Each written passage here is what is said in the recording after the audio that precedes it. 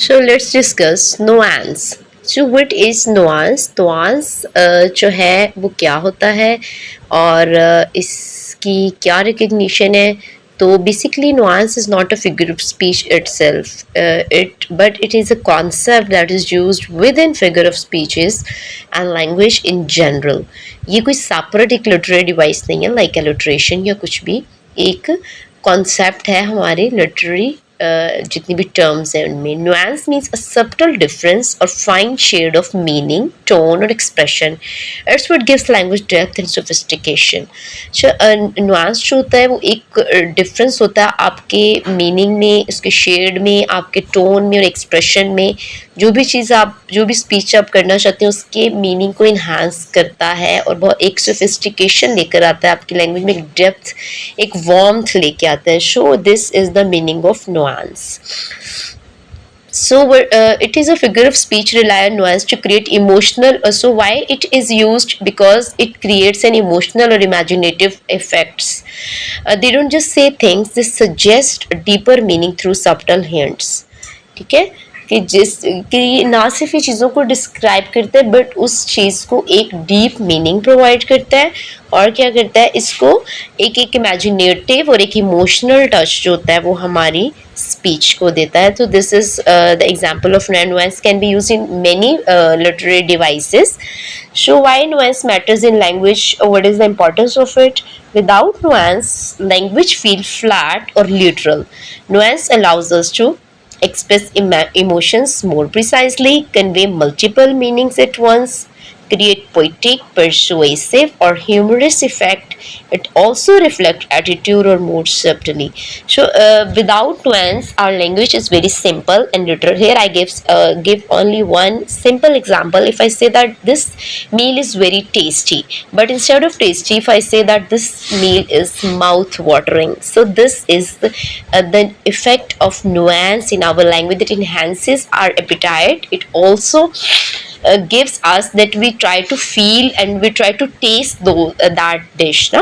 So this is the example of nuance. Or it gives an emotional touch. It also creates many meanings in some cases, and it also create poetic touch in our speech. So nuance is basically a concept that is used in language to enhance the emotional imaginative effect. It gives our speech a lively and layered meaning. It also adds emotions, it creates imagery, it expresses attitude subtly, and it makes language alive and layered. अच्छा, हमारी एक language होती है, सिर्फ एक words नहीं होते जिससे हम चीज़ों को देख सकें, but it also gives our speech के हम उस चीज़ को फील कर सकें, हम उस चीज़ को देख सकें, एक इमेजिनेटिव हमारे माइंड में एक इमेजरी जो है ना वो क्रिएट हो जाए उस इमेज की थ्रू दैट लैंग्वेज. तो नुआंस जो होता है वो कॉन्सेप्ट होता है, it is not itself a figure of speech. So इसको इस चीज़ से कंफ्यूज नहीं करना. अच्छा, ये हर multiple examples you can see that it is in metaphor. Time is a thief. अच्छा, टाइम इज़ अ थीफ तो अब क्योंकि because it steals moments. Similarly her voice was like a velvet. Her voice was sweet कह सकते हैं, लेकिन sweet की जगह वेलवेट यूज़ किया, तो ये भी एग्जाम्पल है नुआंस की. अच्छा, वेलवेट किस टाइप का स्टफ होता है? सॉफ्ट होता है और इट गिव्स वार्मथ.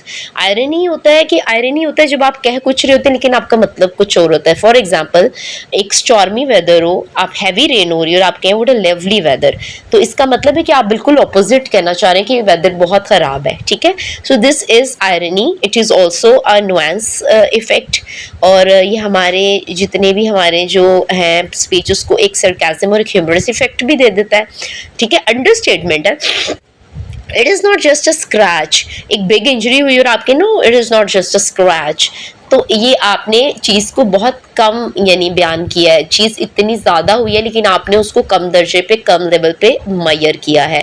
तो इसमें मिनिमाइज भी इफेक्ट को करता है और एग्जैजुरेट भी करता है चीज़ों को. तो ये सारा नुआंस का इफेक्ट है कि हमारी लैंग्वेज को एक पोएटिक टच देता है, हमारी लैंग्वेज को एक इमोशनल टच देता है, हमारी लैंग्वेज को एक इमेजिनेटिव टच देता है. और इसमें ये याद रखें कि इट्स वर्ड्स में भी सिंपल, वर्ड्स हमेशा सिंपल होते हैं, लेकिन नुआंस जो होता है वो उनको सोल प्रोवाइड कर देता है. Soul which can feel, which can imagine, and which can taste, which can smell the things. So I hope आपको समझ आ गई होगी.